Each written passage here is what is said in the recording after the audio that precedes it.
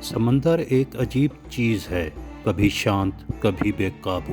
لیکن اس دن کے سمندر کی خاموشی میں ایک ڈر چھپا ہوا تھا، ایسا ڈر جسے صرف وہی لوگ سمجھ سکتے ہیں جنہوں نے کبھی سمندر پر زندگی گزاری ہو۔ پاکستانی اور بھارتی عملہ ایک بڑے کارگو جہاز ایم وی ہوریزن پر کام کر رہا تھا۔ جیسے ہی سورج ڈوبنے لگا، نرم ہوا ان کے چہروں کو چھونے لگی۔ بھارتی انجینئر روی اپنے کمرے میں بیٹھا اپنی ماں کا ایک میسج سن رہا تھا۔ پاکستانی الیکٹریشین وکاس گہری سوچ میں ساحل سے دور آسمان دیکھ رہا تھا۔ انہیں نہیں معلوم تھا کہ اگلے چند گھنٹوں میں سمندر کی گود ایک قید خانہ بننے والی ہے۔ رات کے تقریباً 11 بجے واچ ڈیوٹی پر کھڑے سلیم نے اچانک دور سمندر میں 4 چھوٹی تیز رفتار بوٹس دیکھیں۔ پہلے تو اسے لگا شاید ماہی گیر ہوں گے، لیکن پھر اچانک ایک بوٹ پر تیز فلڈ لائٹس روشن ہوئی اور پھر ایک چیخ جیسی آواز سمندر پر گونجی۔ "دس از صومالیہ، اسٹاپ دی شپ اور وی شوٹ"۔ سلیم کا دل دھڑک اٹھا۔ اس نے انٹرکام پر چیختے ہوئے کہا، "کیپٹن قزاق"۔ پوری کشتی میں ایک جیسی بھگدڑ مچ گئی۔ بھارتی ملازم دھرمیندر دوڑ کر ڈیک کی طرف آیا۔ وکاس نے گھبرا کر اپنے ہاتھ سے انجن روم کا الارم بجا دیا۔ ریڈیو آپریٹر کے ہاتھ کانپنے لگے، لیکن اب دیر ہو چکی تھی۔ بوٹس نے جہاز کا گھیراؤ کر لیا تھا۔ قزاق نے ایک رسی لا کر بوٹ سے اوپر پھینکی۔ 2 منٹ میں 6 قزاق اوپر آ چکے تھے، آنکھوں میں آگ، ہاتھوں میں AK-47، دانت بھینچتے ہوئے چیخے، "hands up, don't move". Pakistani Arif کو گردن سے پکڑ کر زمین پر پھینک دیا گیا۔ بھارتی روی کو بندوق کے تھپڑ سے زخمی کر دیا گیا۔ کپتان کو گھسیٹ کر برج سے باہر نکالا گیا۔ ایک قزاق بوما نے چلا کر کہا، "جہاز ہمارے قبضے میں ہے"۔ ہر طرف خوف کی دھند پھیل گئی۔ قزاقوں نے پورے جہاز کو اندھیرے میں ڈبو دیا۔ تمام کریو ممبرز کو ایک جگہ بٹھایا گیا، ہاتھ بندھے، سر جھکے، سانسیں بھاری، سامنے بندوقیں، اوپر قہر بھری رات، نیچے بے رحم پانی۔ ایک نوجوان بھارتی لڑکا ویش رو پڑا، اسے ضبط نہ ہوتا تھا۔ وکاس نے اس کا ہاتھ دبایا، "بھائی ہمت کر، ہم سب ساتھ ہیں"۔ لیکن دلوں میں ایک ہی سوال تھا کہ ہم زندہ گھر جائیں گے یا نہیں۔ قزاقوں نے پہلے دن سے سب کا کھانا چھین لیا، پانی بھی بند کر دیا گیا۔ گھنٹوں دھوپ میں کھڑا رکھتے، جو تھک کر بیٹھتا اسے بندوق سے اٹھایا جاتا۔ ایک قزاق نے انگریزی میں دھاڑ کر کہا، "You pay $20 million or die"۔ کریو پریشان تھا۔ کمپنی پہلے ہی کہہ چکی تھی کہ وہ اتنی بڑی رقم نہیں دے سکتی۔ یہ سن کر بھارتی چیف آفیسر کے ہاتھ لرز گئے۔ وکاس کی آنکھوں میں آنسو آ گئے اور سلیم دل میں پڑھنے لگا، "ان اللہ مع الصابرین"۔ راتیں اندھیری، دن گرم، اور ہر لمحے یہ ڈر کہ شاید اگلا لمحہ آخری ہو۔ کراچی، ممبئی، دہلی، لاہور، سب شہروں میں ماتم کی کیفیت تھی۔ پاکستانی ماں نے ٹی وی انٹرویو میں رو کر کہا، "میرا بیٹا بس واپس آ جائے اور کچھ نہیں چاہیے"۔ بھارتی باپ ہاتھ باندھ کر میڈیا کے سامنے فریاد کر رہا تھا، "یہ بچے سمندر گئے تھے کمانے، مرنے نہیں"۔ لیکن دنیا خاموش تھی۔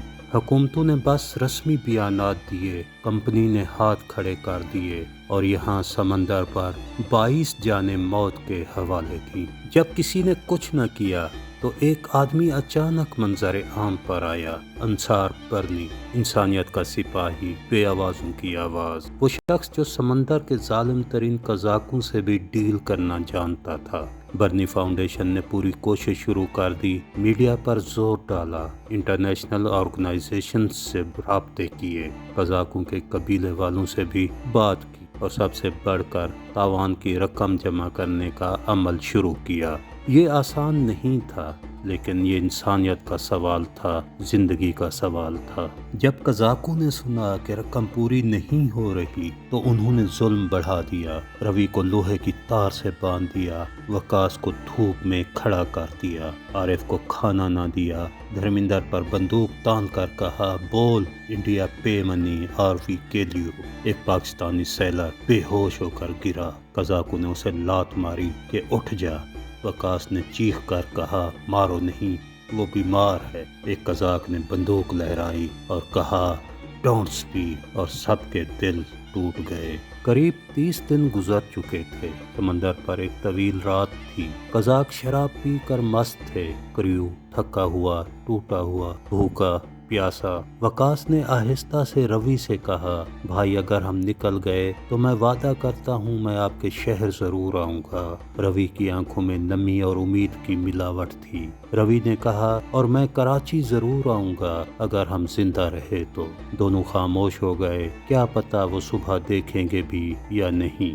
برنی فاؤنڈیشن کے سربراہ انصار برنی نے جب محسوس کیا کہ حکومتی سطح پر باتوں کے علاوہ کچھ نہیں ہو رہا اور خوف محسوس کیا کہ خدا نخواستہ اگر دیر ہو گئی تو ایسا نہ ہو کہ خونخوار قزاق ان 22 معصوم لوگوں کی جان نہ لے لیں، تو انصار برنی نے پاکستان اور انڈیا دونوں ملکوں کے میڈیا اور خدمت خلق کے اداروں کو اعتماد میں لیا اور قزاقوں کے سربراہ عبدالشکور سے بات شروع کی۔ عبدالشکور ساتھ ہفتوں مذاکرات چلے، بحث ہوئی، دھمکیاں ملیں، لیکن انصار برنی نے انہیں تاوان کی قیمت $20 ملین سے کم کرا کر $13 ملین پر منا لیا۔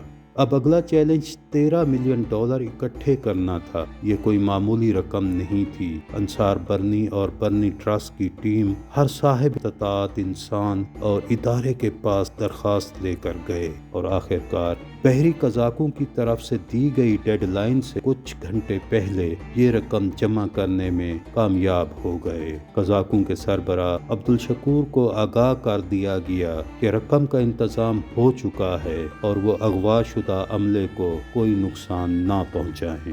ایک روشن دوپہر سمندر میں کھڑی 2 بڑی ماہی گیر کشتیاں قریب آئیں، رقم دی گئی، قزاقوں نے گنتی کی اور پھر اچانک کہا گو لیو یو آر فری۔ یہ لفظ ان کے کانوں میں ایسے لگے جیسے کسی نے موت کے کمرے کا دروازہ کھول دیا ہو۔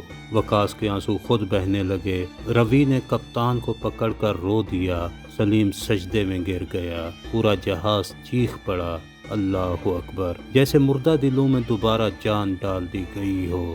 جب جہاز کراچی پہنچا، پاکستانی اور بھارتی دونوں خاندان اپنے پیاروں کو تلاش کر رہے تھے۔ ایک بھارتی ماں نے اپنے بیٹے کو دیکھتے ہی چیخ ماری میرا بچہ زندہ ہے۔ ایک پاکستانی باپ نے وقاص کو گلے لگا کر روتے ہوئے کہا بیٹا سمجھا تھا نہیں دیکھ پاؤں گا۔ میڈیا، سائرن، کیمرے، آنسو، کہے اور ایک غیر معمولی منظر، پاکستانی اور بھارتی ملازمین ایک دوسرے کو گلے لگا کر رو رہے تھے۔